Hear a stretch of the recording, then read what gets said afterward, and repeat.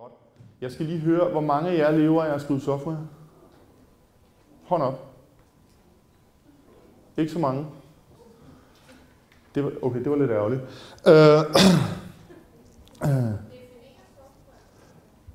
Software, det er sådan noget, der kører inde i computere.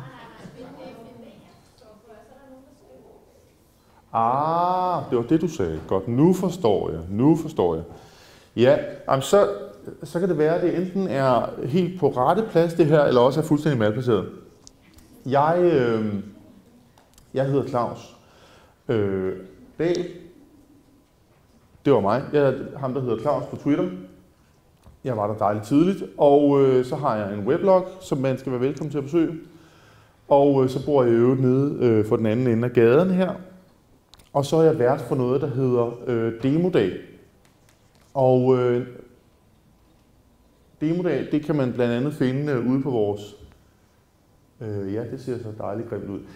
Det kan man blandt andet finde ude på vores website, demodag.org. Demodag, det er et arrangement, som jeg startede for et par år siden herovre i København, og som nu også har via andre ildsjæle har lejlighedsvise aflæggere i Odense og i Aarhus. Og Demodag, det er simpelthen det er et demoshow. Altså det er en aften med ting, der virker, plejer vi at kalde det. Det vil sige, at det går ud på, at jeg inviterer dem, jeg kender, der laver et eller andet, der kan et eller andet, til at komme og vise os, hvad det der et eller andet, de har lavet, det kan. Og så er der et begejstret publikum, der ser på det her, som de har lavet. Og så glædes vi os ved i fællesskab, at man faktisk kan lave ting, der gør en forskel. Ting, der faktisk virker. Og arrangementet er opfundet, fordi software er svært.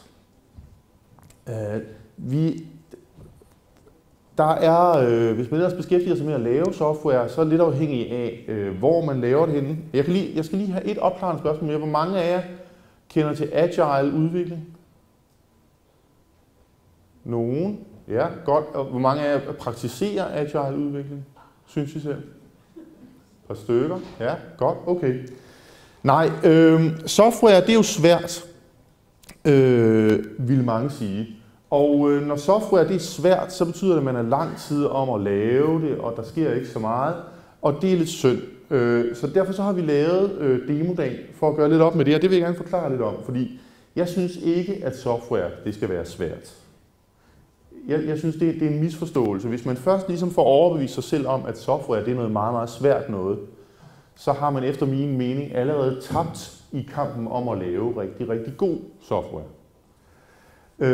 Og det vil jeg meget gerne forklare jer lidt om, og så vil jeg forklare jer lidt om, hvorfor det betyder, at I hele tiden skal være i gang med at lave noget, som bliver færdigt hele tiden hver dag.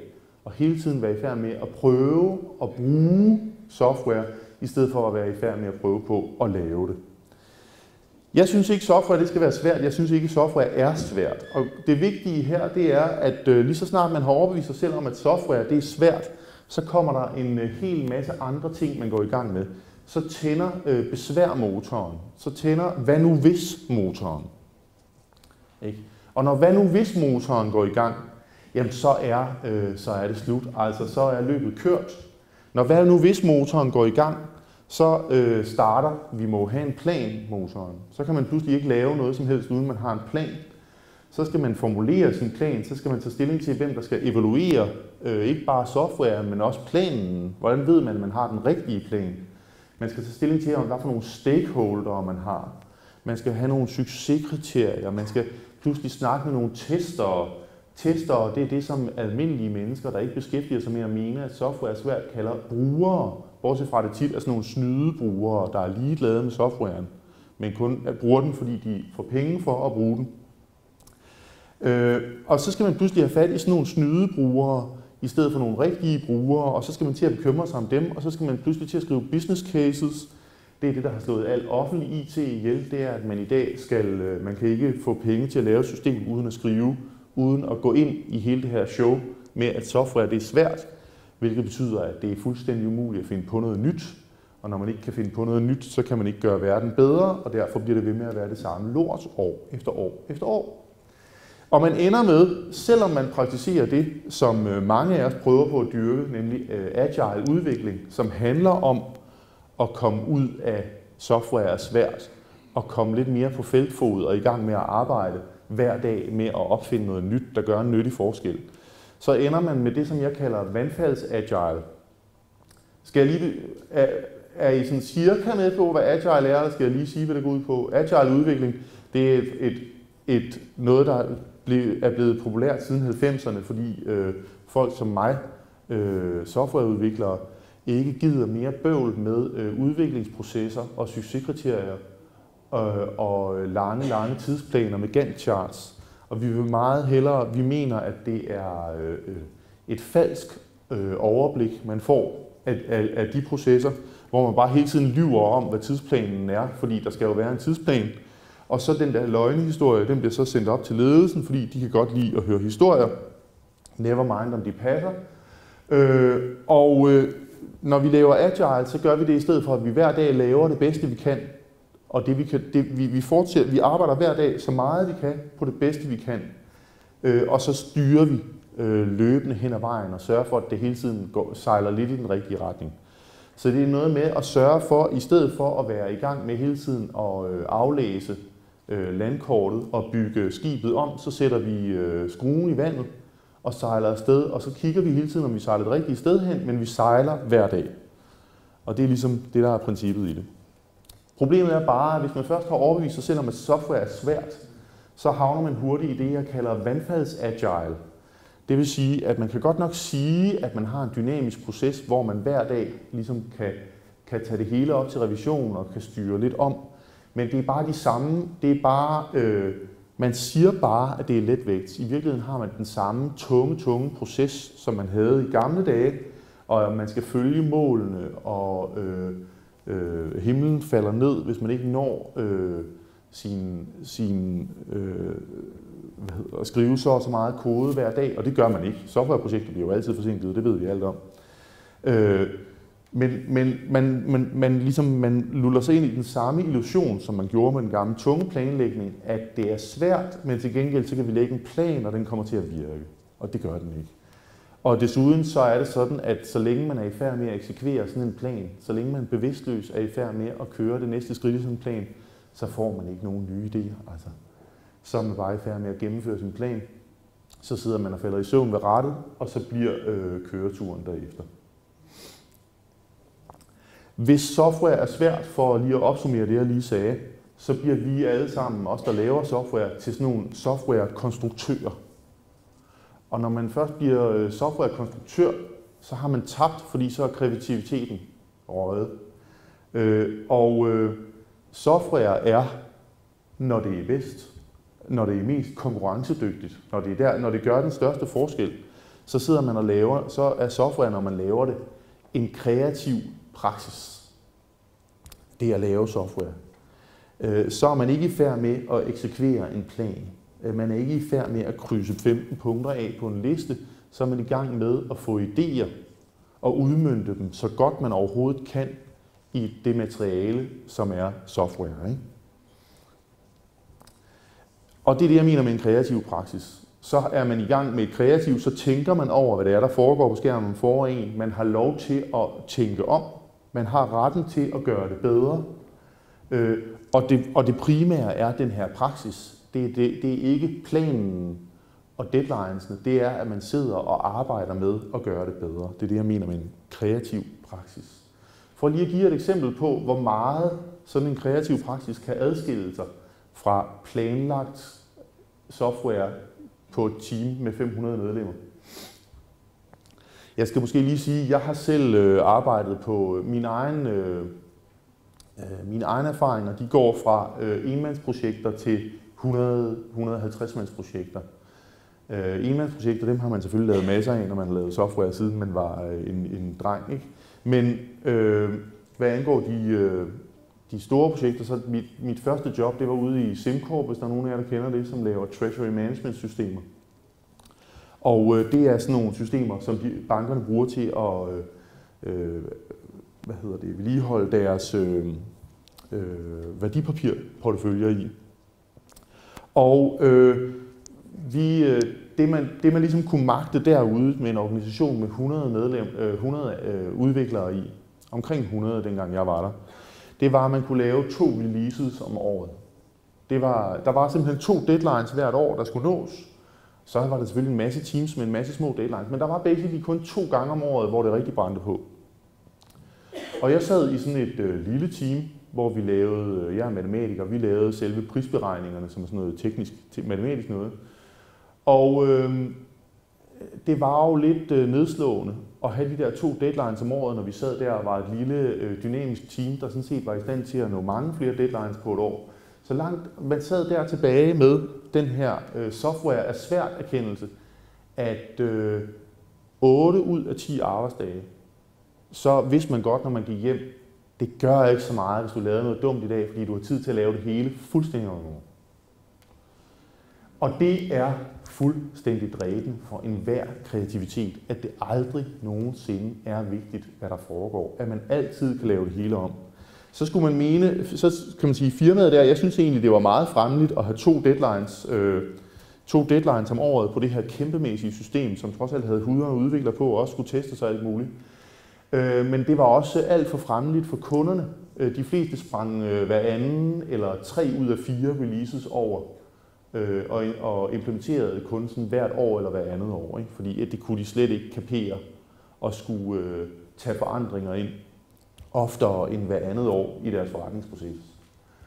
Og så blev så vores arbejde endnu mere ligegyldigt. Ikke? Når man sådan set kun skal levere noget hvert andet år, så begynder det at knive med spændingen. For at vise, og det er grunden til, at jeg lige vil nævne det eksempel, som I andre sikkert også kender fra jeres hverdag. Store organisationer har simpelthen bare utrolig svært ved at producere forandringer. Og selvom der er nogen i de store organisationer, der kan producere de forandringer, så er det skidesvært at afsætte forandringerne i resten af organisationen. Det er bare et kæmpe job, og det er dræbende for al kreativitet. For at give et stik modsat eksempel, så vil jeg vise jer et lille bitte uddrag af, i stedet for, jeg har ikke tænkt mig at vise jer en hel video her, så jeg vil bare lige fortælle jer, at hvis I har lyst, så skulle I virkelig tage og gå ud og google ham her, Brett Victor, og finde den video her, Inventing on Principle, den er nem at finde på Google. Det er ude på et site, der hedder Vimeo. Det her er han er softwareudvikler, han har arbejdet mange år og lavet en masse ting for Apple. Blandt andet i mange år har han været med til at designe en masse af iPad'en og en masse andre virkelig højprofil stykker software, som vi alle sammen kender. I et tidligere liv lavede han synthesizer, han er sådan lidt af et multigeni, der kan lidt af hvert. Men anyway, det her det er en talk, han holdt i Canada for nogle måneder siden, om hvordan han godt kunne lide at arbejde, og hvor vigtigt han synes det var, at der var kreativitet i arbejdet. Og hvor vigtigt det var, at han synes, man fandt en kreativitet og baserede sit arbejde på kreativitet. Og det han viste os, det var, det han sagde, det var, der er masser af forskellige slags udviklingsværktøjer, ikke? Os, der er gamle nok, synes, at udvikling det er noget, der foregår så har man da mindst en compiler, og den kører der i hvert fald langsomt, og det tager lang tid at bygge, og det kan sagtens tage et par timer at bygge, så det kan sagtens tage et par timer fra hver eneste gang, man laver en forandring, for at man kan se forandringen. Og så synes nogen af os, at det bliver sgu for trist, og så har vi skiftet til nogle sprog, der kan bygge lidt hurtigere, eller slet ikke skal, nogle systemer, der slet ikke skal bygges på den samme måde, sådan at man i hvert fald sådan på et minut eller 2 kan få set efter. Det jeg lige har lavet, virker det nogenlunde fornuftigt. Så man ligesom, i stedet for at man bliver sådan en, der bygger ting, og så tjekker man, hvordan det virkede i morgen, så sidder man hele tiden og arbejder med det. Brett Victor vil synes, at de der 2 minutter, det er en evighed. Så for ham at se, så skal der være umiddelbart feedback. Det skal være ligesom at sidde og skrive i Word. Du skal straks kunne se, om det du laver er fornuftigt eller ikke er fornuftigt. Der skal ikke være 2 trin. Det skal ikke være enten kigger du, eller også skriver du.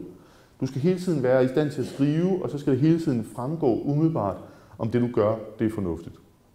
Og derfor har han begyndt at lave nogle tools, og det er dem, viser frem i den her video. Jeg kan virkelig anbefale, at man finder den og kigger den igennem. Han viser også en række værktøjer, han har lavet til at bygge software med, hvor det hele er helt live. Det I skal forestille jer her, det er, at det her er software, hvor han bruger de grafiske faciliteter i webbrowseren. Så han har lavet et system, hvor du til den ene side, det må være jeres højre side, der ser du den programkode, du er ved at skrive. Hvis der er nogen af jer, der arbejder med webbrowser, så vil I kunne se, at det her det er programmering af Canvas i den moderne browser. 2D Canvas. Og så til i den anden side af skærmen, der har vi simpelthen programmets, altså der har vi simpelthen outputtet fra programmet. Der har du det billede, som den kode, han har i den anden side, tegner.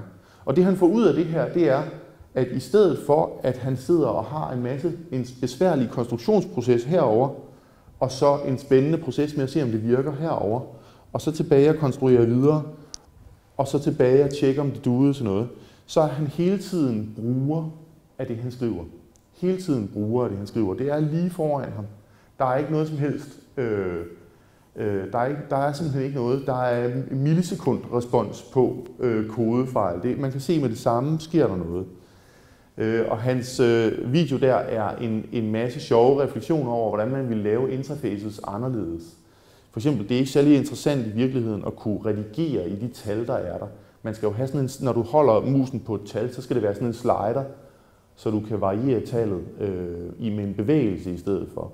Så på den måde bliver den der skriveproces pludselig slet ikke til en skriveproces, men til en designproces. Og han har en hel masse fantastiske refleksioner over det. Og det han ligesom, igen, det som han har fat i der, som er det samme, som jeg gerne vil have fat i, det er, at når det virker bedst, så er der umiddelbar sammenhæng mellem det, som den oplevelse eller anvendelse, der skal komme ud af softwaren, og så dem, der skriver den. Og jo større afstanden bliver mellem dem, der skriver softwaren, og dem, der bruger softwaren, jo ringere bliver softwaren. Agile, som jeg lige har beskrevet, det er som sagt en række forskellige udviklingsmetodikker, som er orienteret lidt om, altså som er, hvor man kan sige, hvor man har taget fat i det her problem og gør noget ved det, ved at forsøge på at arbejde sådan, med en softwarepraksis. En af de tidlige, og en som er dejlig nem at opsummere, selvom der står alt for meget på den her slide, det er det, der hedder Extreme Programming, opfundet af en mand, der hedder Kent Beck. Og det her, det er ligesom hans sådan en slags manifest, et ræsonnement for nogle af de praksiser, der er i Extreme Programming. Extreme Programming hedder Extreme Programming, fordi at efter det, som Kent Beck siger, det er, han har taget nogle forskellige ting, man kan have glæde af, når man skriver kode, og så har han sagt, jamen hvis det er så godt, skal vi så ikke bare gøre det hele tiden? Ikke? Og det er det, som den her slide ligesom samler op. Hvis det er godt at få reviewet sin kode af nogle andre, hvorfor er der ikke bare en, der reviewer det hele tiden? Skal vi ikke bare sidde to og skrive? Så vi sidder altid to ved skrivebordet og skriver. Der er altid en, som læser, og en, der skriver. Fordi hvis man skriver, så kan man ikke være lige så optaget af at læse, så der kommer mere ud af det, hvis der hele tiden sidder en og læser. Hvis det er en god idé at få testet sin kode, hvorfor tester den ikke? Altså hvorfor er den ikke altid under test? Hvorfor er den ikke under test hver eneste sekund? Så Extreme Programming er berømt for at have slået virkelig, virkelig hårdt på unit-test af alting, ikke? Og keep it green og sådan nogle slogans med, og ligesom sørge for, at hver eneste gang, du kan faktisk ikke rigtig kompilere koden, eller komme til at commit den til versionskontrolsystemet, uden at den er blevet testet. Så man er altid i gang med at teste. Ikke? Hvis det er godt, at koden er veldesignet, skal vi så ikke bare sørge for, at vi designer koden hver dag? Altså så skal vi ikke have upfront design, og så bygger vi bagefter. I Extreme Programming, der dyrker man meget det her med at lade være med at overdesigne. Lad være med at lave det, hvis du ikke skal bruge det lige nu. Du skal kun skrive det kode, du skal bruge til at gennemføre din idé lige nu. Det fører et bestemt form for software design med sig, hvor man bygger enkelte dele, der fungerer godt, og så komponerer man dem hele tiden sammen. Og den designproces har de taget ind. Hvis det er vigtigt, at ting er enkelt, så lad os da bare lade være med nogensinde, aldrig nogen frameworks. Der bliver aldrig nogensinde lave noget, fordi du måske skal bruge det om 3 måneder. Aldrig nogensinde. Hvis det er vigtigt, at der er en god arkitektur, skal alle så ikke være med til at designe den. Og det igen, det er den her flade, hierarkiløse proces, hvor vi hele tiden er i gang med at skrive, hele tiden er i gang med at bruge. Det er det, man dyrker. Ikke? Og man integrationstester altid. Systemet er altid færdigt. Det er også et vigtigt princip. Det er aldrig noget med, jamen så skal vi snakke med dem, jamen så skal det deployes derud. Jamen det kan vi ikke, fordi så skal vi have dem til at lægge noget i databasen. Altid til det der organisatoriske hovedpine, den der migræneskabende, jeg kan ikke gøre det nu, fordi jeg venter på X. Det skal man bare tage ud. Ikke? Og bare gøre det hele tiden færdigt. Ikke noget med, at vi ser, hvordan det ser ud om måneden. Man lukker bogen hver dag. Hver dag lukker man bogen. Ikke? Og det, som jeg så synes, de lidt mangler, det er, jeg bryder mig ikke om det der ord test. Altså det er meget godt med test, og der er en grund til, at vi kalder det test, fordi der er mange måder at teste på. Og nogle af dem er automatiske, og de er gode. Men det, som test gør, det er, at test siger ikke brug. Og det, som Kent Beck mangler at sige, det er, at man skal bruge sin software hver dag. Og det er derfor, jeg synes, man skal lave demoer hele tiden. Man skal hele tiden bygge noget, der er færdigt, og så skal man hele tiden selv være bruger af det, man bygger. Okay. Fordi det er der, kreativiteten kommer fra.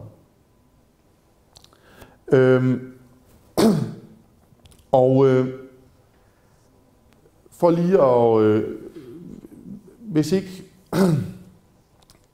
nu ved jeg ikke, om jeg overhovedet har solgt min sag her, men jeg tør næsten ikke spørge. Det er selvfølgelig det mest demoagtige at spørge.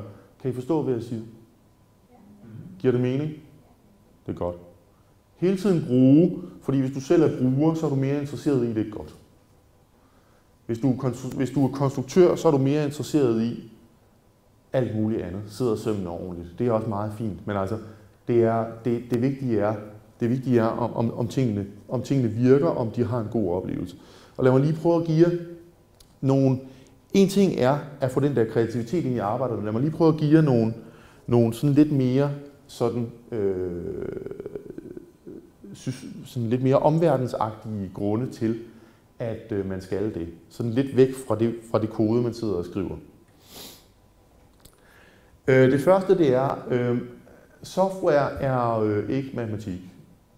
Nu er det sådan, jeg er matematiker, og jeg har lært i min skole, at software er matematik. Og det er også rigtigt, at i et vist perspektiv er software matematik. Hvis man har gået på Datalogisk Institut, så ved man godt, at software er en slags matematik. De har ligefrem en lektor, der har bygget al matematikken op oven på software. Så i den forstand er det matematik. Men den type software, som de fleste af os går rundt og laver og bruger til daglig, der hænger det ikke rigtig sammen, fordi hvis vi skulle tage det for at være matematik, så er inputsene alt for indviklede. Altså, der er ikke nogen af os, der kan resonere om, hvordan... lad os sige, at du var ingeniør på Twitter eller Facebook. Der er ikke nogen af os, der kan lave et matematisk argument for, hvad for nogle data, sådan bit for bit, der kommer ind på Facebook den næste måned, eller det næste minut, eller det næste sekund. Variationen er enormt stor. Man kan tage sådan en statistisk overordnet blik, men den der logiske ræsonnement og den der idé om, at vi skal konstruere vores software er ligesom et eller andet argument for, hvordan verden bør hænge sammen, og det er det, vi skal. Det stemmer ikke i vores hverdag. Vores hverdag er, at der er masser af inputs, også mange flere, end vi kan nå at overveje i vores kode. Hvis vi vil insistere på det andet, så går alting i stå. Og det er fint, hvis man bygger en rumfærge, at man synes, at det skal der være plads til, eller hvis man faktisk sidder og regner nogle priser ud, faktisk laver noget matematik, så kan man koncentrere sig om det. Men for langt det meste af det software, vi skriver, der nytter det simpelthen ikke noget. Der er du nødt til at tage nogle sædvanebetragtninger, og så bare se på brugen og sørge for, at brugen er dækket af, i stedet for at køre det der argument igennem hele tiden.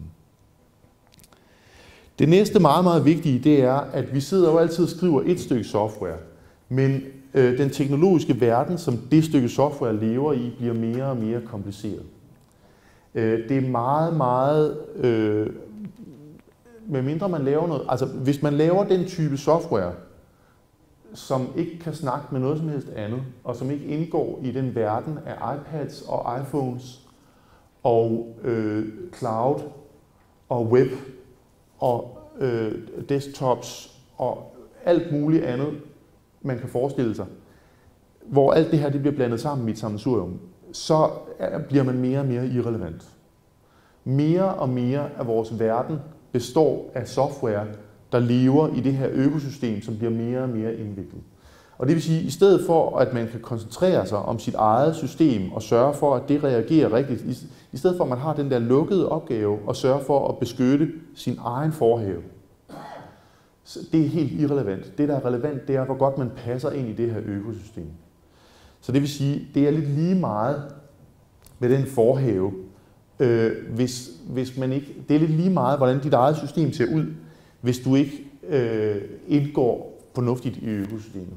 Hvis du laver et kommunikationssystem, som ikke kan arbejde sammen med Facebook og Twitter og iPhones og iPads og e-mail og web og hvad ved jeg, så har du gjort det forkert. Det er en hyggelig tanke, og det kan godt være, du kan bevise, det er rigtigt, men det er irrelevant. Så vi skal alle sammen til at vende os til, at vi designer services. Det vil sige, at vi designer aldrig mere end 5% af den oplevelse, vi har rundt om os måske. Man sidder altid og lapper en del af en større oplevelse. Og det vil sige, at en test af din del siger meget, meget lidt om, hvor værdifuldt det, du har lavet, det er. Fordi den rigtige test af det er, passer det ind? Ødelægger du hele billedet med det, du har lavet dernede i hjørnet? Går det hele i stykker? Ikke? Eller passer du ind i den strøm af data rundt i verden? Ikke? Den næste grund, det er, at det er helt ufatteligt sjældent, at der står noget fornuftigt om, altså der kan være alle mulige forudsætninger om brugeroplevelse, som blev taget for 2 måneder siden, før det software, du nu har lavet, det blev færdigt. Men testen af en brugeroplevelse er altid brugen.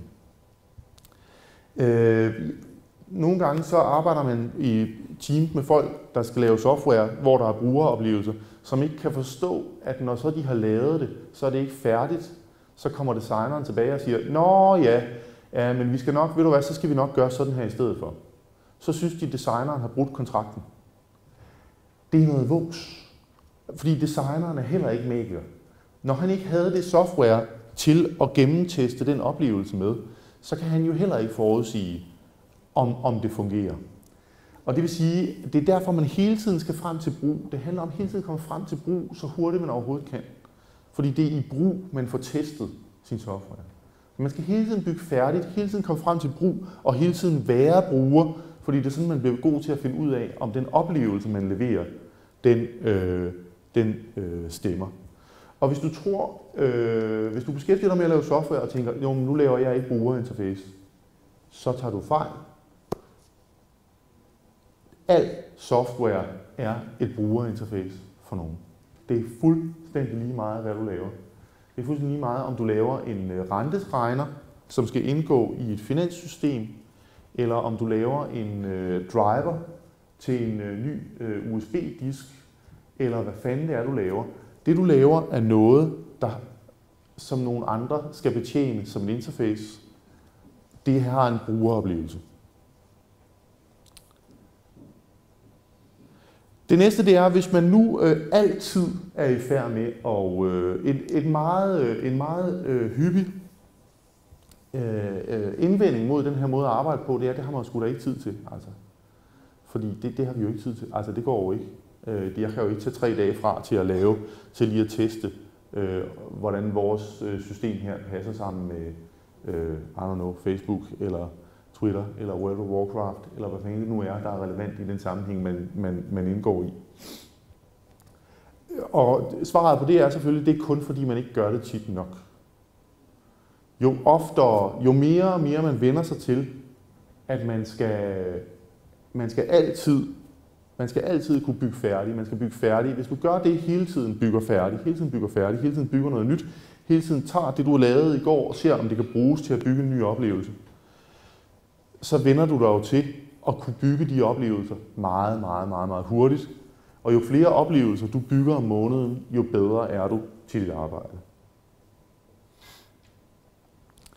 Og så er det jo altså også sådan magisk, det kender alle mennesker, der laver software eller bruger software, vores evne til at blive blinde, altså vores evne til blindhed, softwareblindhed, den er magisk og uendelig. Altså man er i stand til, det kan lade sig gøre at overse alt. Og derfor, det er endnu en grund til, at man skal frem til det punkt, hvor man har noget, man kan vise frem til nogle andre. Find et publikum og vis det til nogle andre, så vil fuldstændig meningsløse fejl vise sig for dig lige for snuden af de her andre mennesker. Eller vise sig for snuden af de andre mennesker, og så kan du se det i deres øjne, selvom du ikke kunne se fejlen, før de så på den. Hvis man nogensinde har lavet noget som helst software, så har man prøvet den oplevelse, at man simpelthen ikke kunne se, at der var noget som helst galt med det her. Det virkede perfekt, og det overlevede et halvt sekund i brugertest. Det har vi alle sammen lavet, og det er det naturligste i verden, og det er en grund til hele tiden at få noget i fjeset på nogle brugere. Og det er derfor, de der testere er nogle farlige brugere, i stedet for de rigtige brugere, fordi testere har aldrig de rigtige behov. Testere, de har det behov at teste. De har ikke det behov, som softwarens rigtige brugere har. Og derfor så bliver de også blinde. Hvorimod, hvis du har et behov, hvis du skal noget andet, så bliver du ikke særlig blind. Det er meget, meget svært at blive blind overfor, om dit behov bliver mødt. Og derfor så skal man hele tiden sørge for at have sin software ud i fjeset. Hele tiden sørge for at lave noget, der kommer ud i hovedet på nogen, der er rigtig oprigtigt interesseret i det, man laver.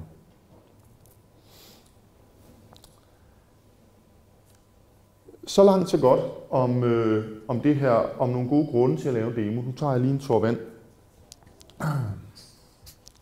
Så kan jeg bedre snakke videre.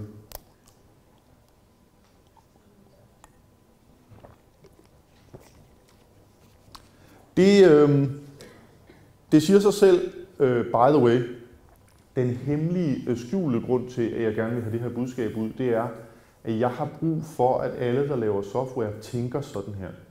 Fordi jeg er vært for Demoren, og hver anden måned, der har jeg et stort behov for, at der kommer 15 mennesker med nogle gode idéer, som de realiserede i går aftes, eller i løbet af den sidste halve år på deres arbejde, og viser os, hvad det kan, og hvorfor det er vigtigt. Så hvis jeg kan rekruttere bare en eller to til at lave en demo, eller til at overtale nogle andre til at lave en demo, og komme med til demodag, så vil det være meget lykkeligt. Ja, det jeg kan love, det er, at alt hvad I laver, bliver meget, meget bedre af, at I lader os andre kigge med. Nu kan man sige, det er nyttigt at have nogle mentale regler, man bruger. Det her software er svært. Det er jo hverdagen er lang, og den er kedelig, ikke? Så det er meget, meget nemt at overbevise sig selv om, at software er svært. Fordi der er hele tiden nogen, der laver besvær for en.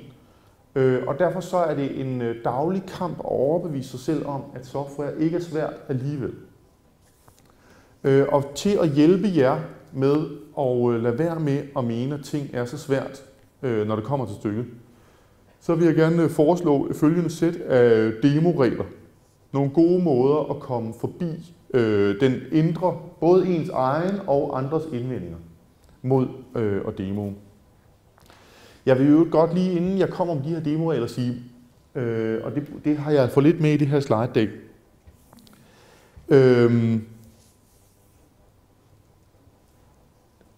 Der er alt for mange organisationer, der er alt for produktionsorienterede.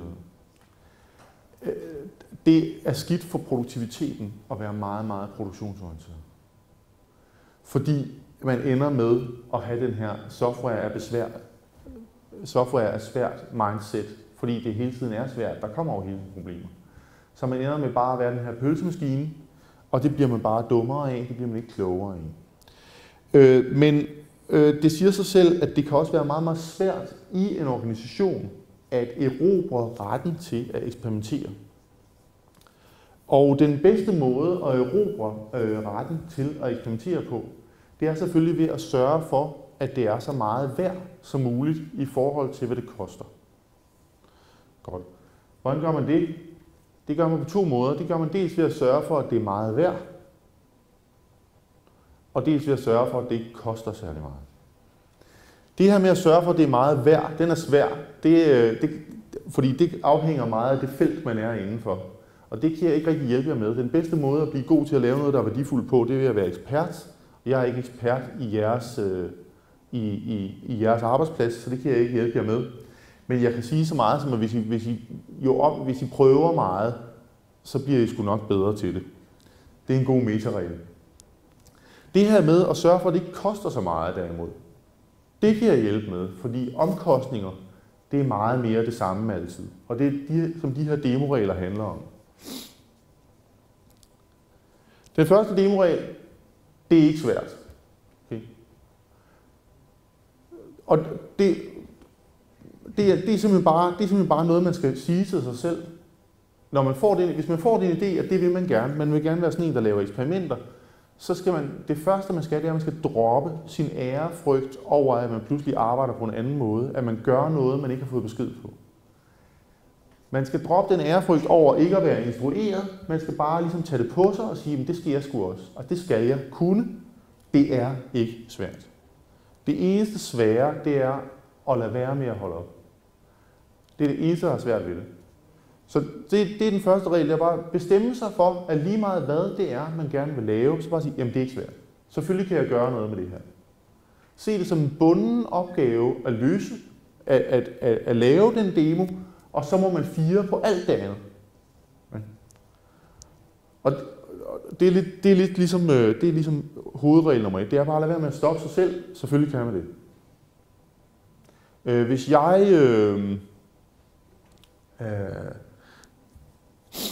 Nu er der nogen af jer, der har ledet andre udviklere? Fordi det er et klassisk problemstilling, navnlig hvis man får, det kommer an på, hvad det er for nogen, man får ind, men der er et eller andet skridt, man skal over med nye udviklere, hvis man tager mange juniorer ind, som er det der, og navnlig også nogen, som er nye i det felt, som man er eksperten i selv, eller som den organisation, man er i, er eksperten i. Det er, at den nye udvikler vil jo altid have den opfattelse, at der er nogle andre, der kan. Ikke? Vi må hellere spørge de andre. Altså, der er autoriteter her. Ikke? Og det er simpelthen livsfarligt. Og det første, man skal gøre med sine nye udviklere, og det første, man skal gøre med sig selv, det er at komme ud over det der med de her autoriteter. Bare sige, prøv lige, det er ikke svært. Altså, du må bare komme i gang. Altså, selvfølgelig kan du gøre den forskel. Og det er simpelthen en øvelsessag. Det er min erfaring. Der er ikke andet at sige om det. Det passer. Det er aldrig svært. Det er simpelthen ikke rigtigt, det er svært. Det er ikke svært at bygge rumfærger. Kig på Copenhagen Suborbitals. Det er ikke svært at bygge rumraketter. Man skal bare sige, jamen det kan vi. Og så går man i gang, og så tager det lang tid. Nå ja, men altså. Det næste, det er at sørge for at lade være med at skyde sig selv i foden ved at give sig selv for mange ressourcer. Når det ikke er svært, så må man kunne gøre det hurtigt. Det er simpel logik. Hvis det ikke er svært, så kan du gøre det hurtigt. Så du skal lade være med at overbevise dig selv om, det er nok meget godt, hvis jeg har 2 uger til det. Nej, det er ikke. Det er ikke godt, hvis du har 2 uger til det, fordi hvis det er 2 uger til det, så er det svært, og det er svært at disponere over 2 uger. Det er meget, meget nemt at disponere over en time, fordi inden for den næste time behøver du hverken mere kaffe, du behøver ikke mere kaffe, og du skal ikke ud og tisse. Og derfor så er det smart at sætte sig selv det meget, meget simple mål at sørge for at optimere, hvad man kan på en time. Man kan de mest utrolige ting på en time, når man har øvet sig i at kunne noget på en time. Den første gang, man sætter sig ned og gør noget på en time, så kan man ikke skid. Så øver man sig i det. Så kan man pludselig. Det gode ved, at det er en time, det er, at man kan gøre det rigtig, rigtig tit. Så derfor kan man få rigtig meget øvelse. Hvis man skal til at øve sig i at gøre noget, der tager 2 uger, så kan man kun øve sig 20 gange om året. Hvis man øver sig i noget, der tager en time, så kan man øve sig 8-10 gange om dagen. Det er perfekt. Godt. Her er en vigtig modintuitiv regel om demoer. Du har en bunke værktøj herover, og du har et problem herover, og du kan simpelthen ikke se, hvordan du skal bruge de værktøjer til at løse den opgave. Og det styrer man hurtigt på, når man laver demoer. her, det viser sig, at det man skal gøre her, det er ikke at skaffe sig noget mere værktøj, men at fjerne noget værktøj. Brug færre virkemidler. Når du ikke kan finde ud af, hvordan du skal få det der til at blive til det der, så er det fordi, du ikke kan overskue dine værktøjer. Brug nogle færre. Den berømte musiker Brian Eno, han har en vigtig observation, han har gjort en gang, som siger, vi kender alle sammen hundredvis af fantastisk virtuose guitarister. Der er et eller andet med guitaren. Alle kender til masser af dygtige guitarister, hvis de interesserer sig for musik, der bliver spillet på guitar overhovedet. Der er næsten ingen, der kender fantastisk virtuose keyboardspillere. Og det er simpelthen bare fordi, at der er for meget keyboardspil, det er det der. Nå, men så kan man også skrue på den der. Men man kunne også. Der er ingen begrænsninger. Så det bliver sådan noget kedeligt noget med, at man ligesom laver et setup, i stedet for, guitaren har den her store enkelhed, at der er 6 strenger, så må du få det bedste ud af dem. Ikke? Og det kan vi alle sammen se, den der virtuositet, der kommer ud af den begrænsning. Og det gælder også i det her. Det er meget, meget bedre at sige, jamen jeg arbejder med de her tools, og jeg driver alt det ud af dem, jeg kan. Beslægtet med den her, en virkelig, virkelig vigtig en her, det er, hvis man ikke kan regne ud, hvordan man skal løse den opgave, man har bestemt sig for at løse i sin demo, så kan man spørge sig selv, hvorfor? Altså, hvad var det? Har man stillet den rigtige opgave? Kunne man have stillet en anden opgave, der var måske lige nummeret enklere? Kunne det lade sig gøre og gøre noget andet, end det man havde tænkt sig, som løser det samme? Hvorfor? Men på en anden måde, ikke? Og det har lidt at gøre med den med værktøjet selvfølgelig, fordi det er selvfølgelig det, der er løsningen. Altså det er så meget, meget tit, at så må man jo bare lade være med, du ved, jeg mangler mælk, nu bygger jeg en rumraket, der kan flyve til LA og hente mælk. Jamen det er fjollet, ikke? Bare fordi man ved noget om rumraketter. Gør noget andet i stedet for, ikke? Og det lyder som et fjollet eksempel, men der er alt for mange, alt for meget af det arbejde, vi laver til daglig med software, som er sådan noget med at hente mælken i LA. Meget vigtig regel, den her den kommer også fra Kent Beck. YAGNI, er der nogen af jer, der kender den her talemåde? YAGNI, det står for You ain't gonna need it. You ain't gonna need it. Og det er simpelthen bare den refleksion, der siger, det behøver du ikke lave. Det skal man altid lige have med. Hvis du gerne vil lave det på en time, det er også derfor, der er det gode ved en time, det gør rigtig, rigtig ondt at skulle lave det på en time. Så det er nemmere at overbevise sig selv om at springe ting over, hvis man har meget, meget kort tid til det. Det er en god ting ved at begrænse sig. YAGNI, you ain't gonna need it. Bare lad være med at lave det. Du skal ikke bygge et framework til bla. Det har du ikke tid til. Du skal gøre noget, som kan ses og bruges. Skynd dig at bygge det. Der findes en fantastisk bog, der hedder The Pragmatic Programmer. Jeg ved ikke, om nogen af jer kender den. Dejlig bog, kan anbefales til alle. Der snakker de om at skrive, bruge tracer bullets. Det vil sige, en tracer, det er sådan et lysprojektil, som man skyder ud sammen med sine andre projektiler, for at se, hvad retning projektilerne flyver i. Og den overførslen til det her, det er, at en tracer bullet, det er sådan noget med, nu bygger jeg alt det, jeg havde tænkt mig at gøre, men på en eller anden måde, på den enkleste måde, det overhovedet kan lade sig gøre. Så jeg bygger noget, der enormt meget ligner det rigtige struktur, jeg gerne vil lave, men nu bygger jeg det meget enkelt. Og nogle gange så finder man så ud af, at man faktisk kun behøvede den der tracer bullet. Du behøvede faktisk bare lige indikere den der vej gennem systemet, så har du sådan set allerede lavet noget, der virkede. Du behøvede ikke alt det der andet. You ain't gonna need it. Ikke? Rigtig, rigtig godt princip. Og så har jeg taget et aller sidste princip med, og det er igen noget her, det her med at skynde sig. Nogle af de fornøjelser, man har ud af at skynde sig. Og alt det her med, men det kan man jo ikke, og så videre, og så videre. Og det her sådan en nulfejlskultur, som også kan snige sig ind i software, men så sker jeg jo også, men så sker jeg jo også, men så sker jeg jo også. Man skal bare droppe det der. Og til at illustrere den pointe, så har jeg taget et Søren Kierkegaard citat med, fordi man skal have et Søren Kierkegaard citat med, har jeg fået at vide. Han skriver i enten eller et sted, om, at han siger, det er en god idé, lige meget om du ikke rigtig forstår hvorfor, og det handler også lidt, det er ligesom det her, det er Søren Kierkegaards demo-ethos, som vi får vist frem her. Fordi Søren Kierkegaard, han gik ind for at demo, han gik ud for bare at udgive lortet. Skriv noget, udgiv det med det samme. Fordi som han siger, man nedskriver sine egne betragtninger skødesløst, man lader dem trykke.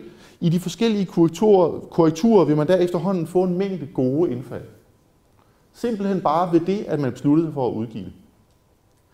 Fat derfor mod, I som endnu ikke har dristet jer til at lade noget trykke. Også trykfejl er ikke at foragte, og at blive vittig ved hjælp af trykfejl må anses for en lovlig måde at blive det på.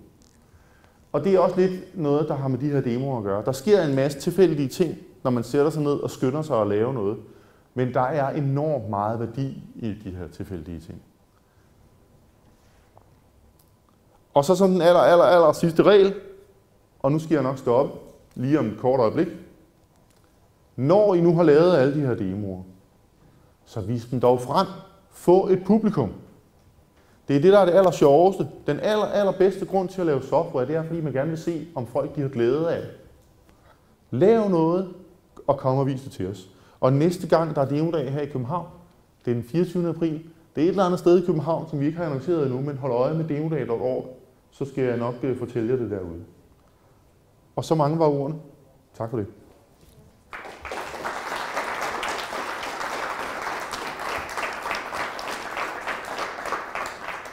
Tak skal du have, Claus. Claus, du siger, giv dig selv en time til at putte noget i. Ja. Og du vil opdage, at det er de mest utrolige ting, du kan lave. Ja. Hvad har du lavet for nogle utrolige ting på en time? Min personlige rekord, det er nok et job, jeg havde engang. Vi skulle til en julefrokost.